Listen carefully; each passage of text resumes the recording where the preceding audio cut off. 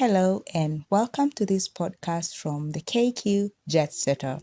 In this episode, we highlight on Kenya Airways sustainability efforts and some of the strategies that KQ is putting in place to ensure that we fly net zero by 2050. Take a listen. My name is Vihenda, in charge of innovation and sustainability here at Kenya Airways. My name is Wakina Mutembei, and I lead sustainability here at Kenya Airways. The topic of sustainability is very important, and many companies are putting emphasis on this.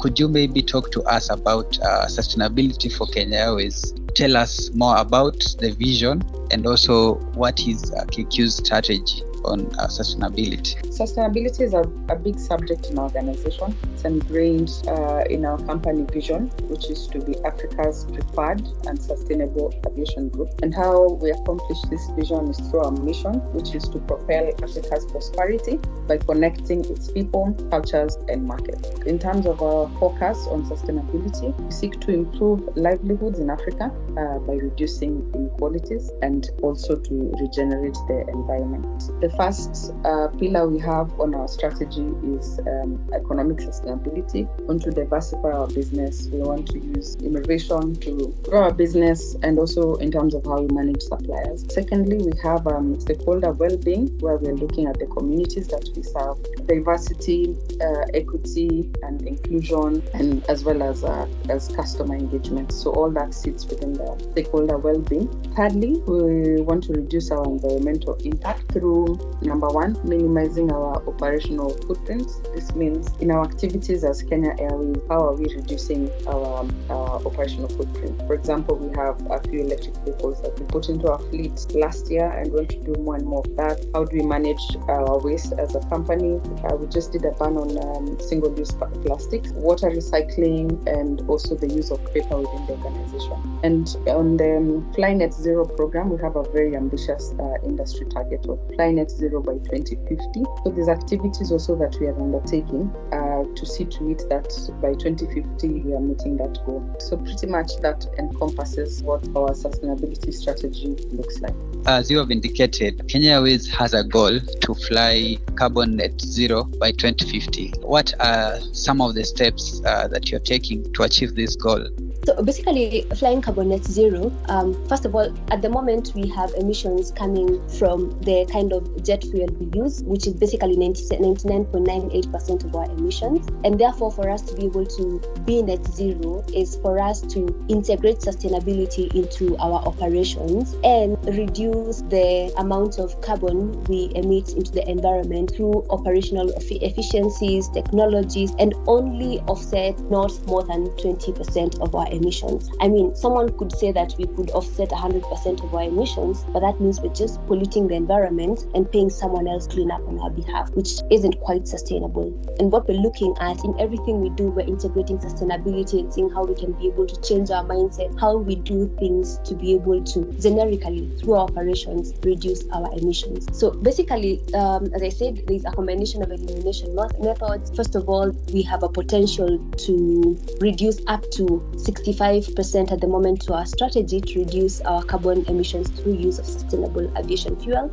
And then through new technology like newer airplanes, upgrading our engines, electric aircraft, hydrogen-powered aircraft, we're able to reduce another 13%. And then through infrastructure and operational efficiencies, this is the kind of eco tips that pilots use, how we plan our flights, how we plan our network, we're able to reduce another 3%. And we're aiming to not offset more than 19% of our emissions. For us to be able to offset our emissions, at the moment you would see us being able to buy these carbon units from maybe Europe or America. But then as Kenya Airways, we're doing this very differently because we're focusing at being able to restore our ecosystem by planting trees within the gazetted forest. And then from that point, then we can be able to measure the amount of carbon that we have sequestered from the environment with these trees, and then verify these carbon units and then offset those carbon emissions. By doing so, we're able to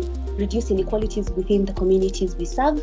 Through the tree planting, we'll be able to not only increase tree cover, but also, where possible, provide a means of income through commercial forestry. So you've mentioned a couple of steps that you are undertaking to ensure that you achieve this goal. I've heard of the green fares. Where does this fit into this objective that you're trying to achieve?